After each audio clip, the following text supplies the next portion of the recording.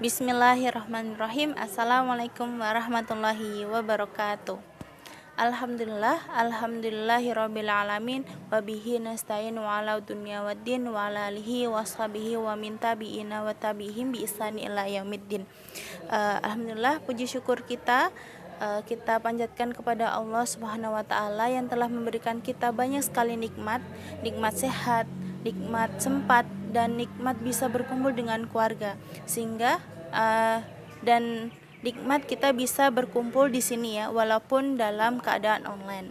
Itu yang kedua, selawat serta salam tetap kita curahkan kepada bagi kita Nabi Allah Muhammad Sallallahu Alaihi Wasallam. Semoga kita menjadi salah satu hambanya yang mendapatkan syafaat yaumul akhir nanti. Nah, gimana teman-teman kabarnya di rumah? Sehat ya semuanya ya? Ya, Ustazah harapkan semua teman-teman semuanya di rumah beserta keluarga mendapatkan kesehatan. Terus kita harus menjaga iman kita harus menjaga imun kita, dan kita harus tetap aman seperti itu ya. Nah, di sini Ustazah ingin membahas tentang sujud syukur. Nah, ada yang pernah melakukan atau pernah melihat sujud syukur itu? Yuk kita belajar bareng-bareng ya. Oke. Yang pertama, apa sih namanya sujud syukur itu? Sujud syukur itu apa sih? Jadi sujud syukur adalah sujud yang dilakukan ketika kita mendapatkan kabar gembira atau mendapatkan nikmat dari Allah, atau kita terhindar dari malapetaka atau wabah seperti itu. Nah, di sini terdapat ya pada Quran surat Al-Baqarah ayat 152 yang artinya, karena itu ingatlah kamu kepadaku, niscaya aku pula ingat kepadamu, dan bersyukurlah kepadaku, dan janganlah kamu mengingkari nikmatku. Nah, di sini Allah telah memberi pesan kepada kita bahwa kita harus bersyukur kepada Allah pada surat Al-Baqarah ayat 152. Nah, lalu apa sih hukumnya kita bersyukur? Nah, kalau kita sudah tahu ya, sesuai dengan Al-Baqarah ayat 152 dan beberapa ayat yang lain, jadi Allah itu mewajibkan kita untuk selalu bersyukur. Nah, lalu yang kedua, apa itu hukumnya sujud syukur? Nah, di sini hukum dari sujud syukur adalah sunnah. Nah, di sini terdapat dalam hadis Rasulullah Sallallahu Alaihi Wasallam dari Abu Bakrah, sesungguhnya Rasulullah Sallallahu Alaihi Wasallam apabila mendapat sesuatu yang menyenangkan atau diberi kabar gembira, segeralah beliau tunduk sujud sebagai tanda syukur kepada Allah Subhanahu Wa Taala. Nah, gitu ya. Jadi yang pertama kita mengenal apa itu sujud syukur. Nah, yang kedua, apa sih hukumnya bersyukur? Tadi wajib ya. Yang ketiga adalah apa sih hukumnya sujud syukur? Nah, itu adalah sunnah sesuai dengan hadis yang sudah bacakan tadi. Oke, terus yang selanjutnya, poinnya selanjutnya adalah sebab-sebab kita melakukan sujud syukur. Nah, di sini ada 3 poin yang akan Ustazah sampaikan. Yang pertama adalah ketika kita mendapatkan nikmat atau karunia dari Allah. Misal kita mendapatkan juara 1 nih, atau juara pertama lomba yang kita ikuti, atau kita mendapatkan ranking 1 di kelas, atau juga kita mendapatkan nilai yang memuaskan. Nah, ini adalah nikmat dan karunia yang Allah berikan kepada kita. Ini adalah sebab pertama. Terus sebab yang kedua adalah mendapatkan berita yang menyenangkan. Misal ada saudara kita yang menikah, atau kita punya saudara baru gitu, atau berita yang mengembirakan lainnya. Nah, itu adalah sebab yang kedua. Dan yang ketiga adalah terhindar dari bahaya yang akan menimpa kita. Nah, ada 3 sebab ya yang bisa menyebabkan kita melakukan sujud syukur. Nah, lalu apa sih syarat dari sujud syukur di sini? Nah, di sini Ustazah ingin menjelaskan ada 3 poin. Yang pertama adalah suci badan, pakaian, dan tempat. Yang kedua adalah menghadap kiblat.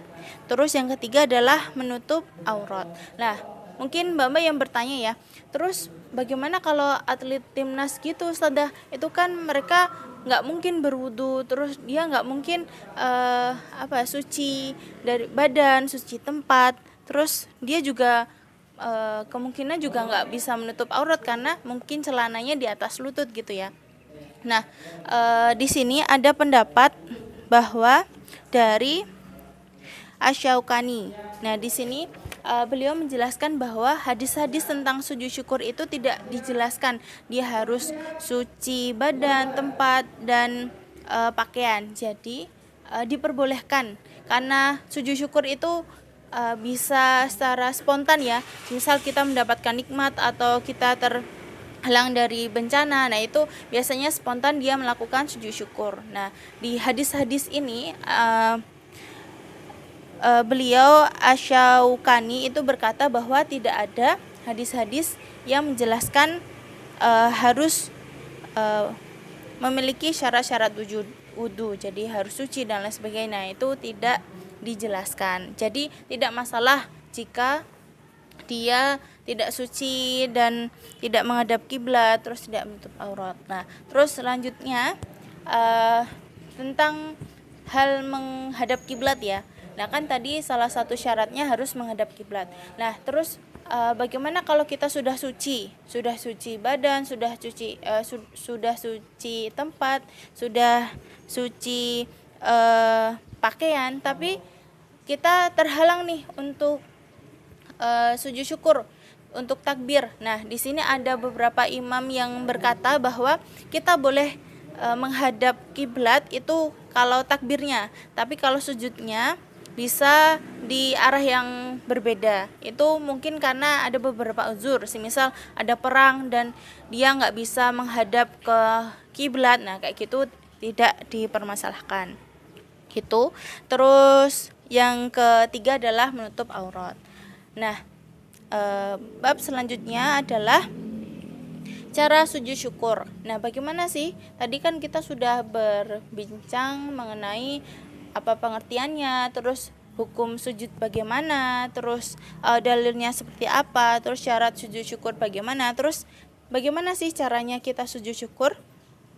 Nah, yang pertama adalah niat dalam hati atau bisa dilafalkan. Nah, di sini bisa nawaitu sujuda syukri lillahi ta'ala. Jadi aku berniat sujud syukur lillahi ta'ala. Nah, terus yang kedua adalah takbiratul ihram dengan mengangkat kedua tangan. Jadi mengangkat kedua tangan dengan takbir. Lalu takbir untuk sujud tanpa mengangkat kedua tangan. Jadi habis takbir, terus takbir lagi, sujud untuk ini ya, tanpa mengangkat kedua tangan. Lalu kita sujud, lalu bangkit dari sujud, lalu duduk dan akhirnya diakhiri dengan salam, seperti itu.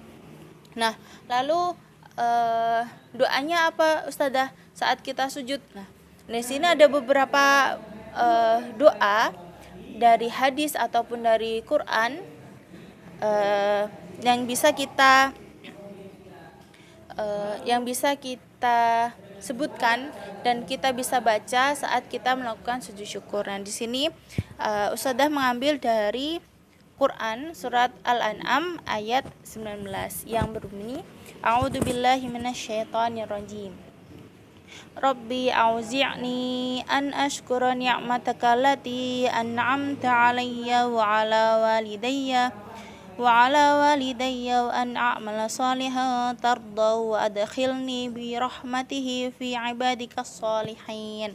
Nah, yang artinya, ya Tuhanku, berilah aku ilham untuk tetap mensyukuri nikmat-Mu yang telah Engkau anugerahkan kepadaku dan kepada kedua orang tuaku, bapak, ibuku, dan untuk mengerjakan amal soleh yang Engkau ridhoi, dan masukkanlah aku dengan rahmat-Mu ke dalam golongan hamba-hamba-Mu yang soleh. Nah, ini adalah salah satu doa yang bisa kita panjatkan saat kita melakukan sujud syukur. Nah, terus manfaat dari sujud syukur itu apa sih? Nah, di sini ada 4. Yang pertama adalah menjadikan manusia selalu ingat kepada Allah, karena nikmat, karunia, dan anugerah hanya kepada dari Allah. Jadi nikmat, karunia itu hanya datang dari Allah. Terus yang kedua, terhindar dari sifat sombong, karena apa yang diraih manusia itu berasal dari Allah. Terus yang ketiga, akan menambah nikmat Allah, karena orang yang bersyukur akan ditambahkan nikmatnya. Terus yang keempat adalah di akhirat akan disediakan tempat yang istimewa bagi manusia yang pandai bersyukur. Nah, semoga kita menjadi salah satu hamba Allah yang selalu bersyukur dan bersama orang-orang yang senantiasa bersyukur kepada Allah. Gitu beberapa poin yang kita belajar bareng ya mengenai sujud syukur, dan semoga kita menjadi salah satu hambanya yang selalu bersyukur atas nikmat dan karunia yang Allah berikan kepada kita semuanya. Gitu, terima kasih untuk teman-teman semuanya yang telah menyimak, dan mohon maaf bila ada salah kata ataupun saat Ustadzah menyampaikan mungkin ada sedikit yang keliru dan lain sebagainya, itu murni dari kesalahan Ustadzah pribadi. Terima kasih untuk semuanya. Tetap jaga kesehatan di rumah. Sudah tutup. Wassalamualaikum warahmatullahi wabarakatuh.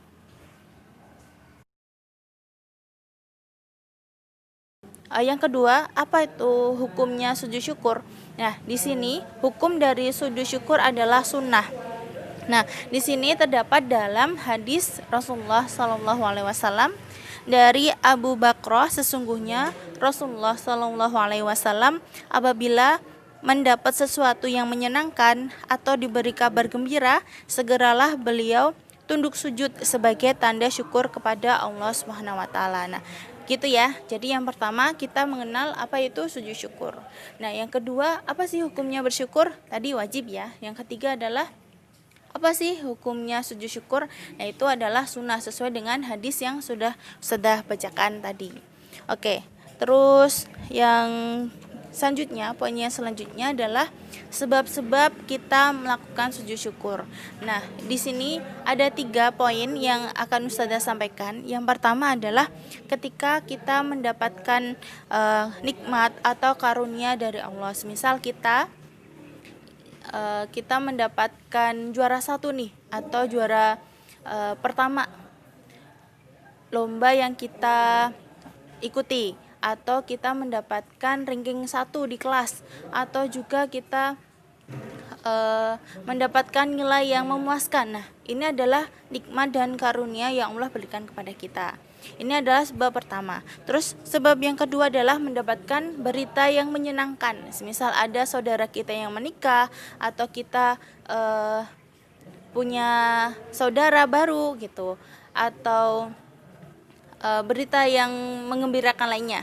Nah, itu adalah sebab yang kedua. Dan yang ketiga adalah terhindar dari bahaya yang akan menimpa kita. Nah, ada 3 sebab ya yang bisa menyebabkan kita melakukan sujud syukur. Nah, lalu apa sih syarat dari sujud syukur di sini? Nah, di sini Ustazah ingin menjelaskan ada 3 poin. Yang pertama adalah suci badan, pakaian, dan tempat. Yang kedua adalah menghadap kiblat. Terus yang ketiga adalah menutup aurat. Nah, mungkin Mbak yang bertanya ya, terus bagaimana kalau atlet timnas gitu Ustazah? Itu kan mereka nggak mungkin berwudu, terus dia nggak mungkin suci dari badan, suci tempat, terus dia juga kemungkinan juga nggak bisa menutup aurat karena mungkin celananya di atas lutut gitu ya. Nah, di sini ada pendapat bahwa dari Asy-Syaukani. Nah, di sini beliau menjelaskan bahwa hadis-hadis kan ada 3 poin. Yang pertama adalah suci badan, pakaian, dan tempat. Yang kedua adalah menghadap kiblat. Terus yang ketiga adalah menutup aurat. Nah, mungkin Mbak yang bertanya ya, terus bagaimana kalau atlet timnas gitu Ustazah? Itu kan mereka nggak mungkin berwudu, terus dia nggak mungkin suci dari badan, suci tempat, Terus dia juga kemungkinan juga nggak bisa menutup aurat karena mungkin celananya di atas lutut gitu ya. Nah, di sini ada pendapat bahwa dari Asy-Syaukani. Nah, di sini beliau menjelaskan bahwa hadis-hadis tentang sujud syukur itu tidak dijelaskan dia harus suci badan, tempat, dan pakaian. Jadi diperbolehkan karena sujud syukur itu bisa secara spontan ya. Misal kita mendapatkan nikmat atau kita terhalang dari bencana, nah itu biasanya spontan dia melakukan sujud syukur. Nah, di hadis-hadis ini beliau Asy-Syaukani itu berkata bahwa tidak ada hadis-hadis yang menjelaskan harus memiliki syarat-syarat wudu, jadi harus suci dan lain sebagainya. Nah, itu tidak dijelaskan. Jadi tidak masalah jika dia tidak suci dan tidak menghadap kiblat, terus tidak menutup aurat. Nah, terus selanjutnya tentang hal menghadap kiblat ya. Nah, kan tadi salah satu syaratnya harus menghadap kiblat.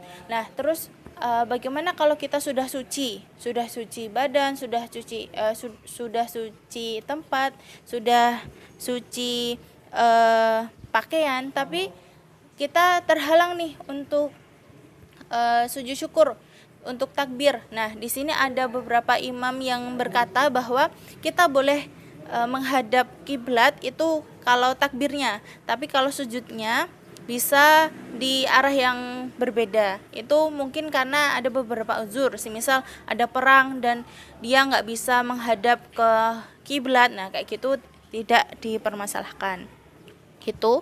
Terus yang ketiga adalah menutup aurat. Nah, bab selanjutnya adalah cara sujud syukur. Nah, bagaimana sih? Tadi kan kita sudah berbincang mengenai apa pengertiannya, terus hukum sujud bagaimana, terus dalilnya seperti apa, terus syarat sujud syukur bagaimana, terus bagaimana sih caranya kita sujud syukur? Nah, yang pertama adalah niat dalam hati atau bisa dilafalkan. Nah, di sini bisa nawaitu sujuda syukri lillahi ta'ala. Jadi aku berniat sujud syukur lillahi ta'ala. Nah, terus yang kedua adalah takbiratul ihram dengan mengangkat kedua tangan. Jadi mengangkat kedua tangan dengan takbir. Lalu takbir untuk sujud tanpa mengangkat kedua tangan. Jadi habis takbir, terus takbir lagi, sujud untuk ini ya, tanpa mengangkat kedua tangan. Lalu kita sujud, lalu bangkit dari sujud, lalu duduk dan akhirnya diakhiri dengan salam, seperti itu. Nah, lalu doanya apa Ustadzah saat kita sujud? Nah, di sini ada beberapa doa dari hadis ataupun dari Quran yang bisa kita sebutkan dan kita bisa baca saat kita melakukan sujud syukur. Nah, di sini Ustadzah mengambil dari Quran surat Al-An'am ayat 19 yang berbunyi A'udzubillahi minasyaitonirrajim. Rabbi auzi'ni an ashkura ni'mataka allati an'amta 'alayya wa 'ala walidayya wa an a'mala salihan tardahu wa adkhilni bi rahmatihi fi ibadikas shalihin. Nah, yang artinya, ya Tuhanku, berilah aku ilham untuk tetap mensyukuri nikmat-Mu yang telah Engkau anugerahkan kepadaku dan kepada kedua orang tuaku, bapak, ibuku, dan untuk mengerjakan amal soleh yang Engkau ridhoi, dan masukkanlah aku dengan rahmat-Mu ke dalam golongan hamba-hamba-Mu yang soleh. Nah, ini adalah salah satu doa yang bisa kita panjatkan saat kita melakukan sujud syukur. Nah, terus manfaat dari sujud syukur itu apa sih? Nah, di sini ada 4.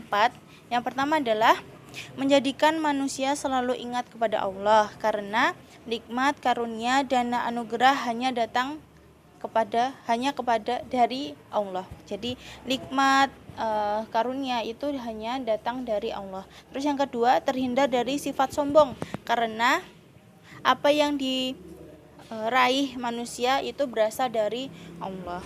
Terus yang ketiga, akan menambah nikmat Allah, karena orang yang bersyukur akan ditambahkan nikmatnya. Terus adalah di akhirat akan disediakan tempat yang istimewa bagi manusia yang pandai bersyukur. Nah, semoga kita menjadi salah satu hamba Allah yang selalu bersyukur dan bersama orang-orang yang senantiasa bersyukur kepada Allah. Gitu beberapa poin yang kita belajar bareng ya mengenai sujud syukur. Dan semoga kita menjadi salah satu hambanya yang selalu bersyukur atas nikmat dan karunia yang Allah berikan kepada kita semuanya. Gitu, terima kasih untuk teman-teman semuanya yang telah menyimak, dan mohon maaf bila ada salah kata ataupun saat Ustadzah menyampaikan mungkin ada sedikit yang keliru dan lain sebagainya, itu murni dari kesalahan Ustadzah pribadi. Terima kasih untuk semuanya. Tetap jaga kesehatan di rumah. Sudah tutup. Wassalamualaikum warahmatullahi wabarakatuh.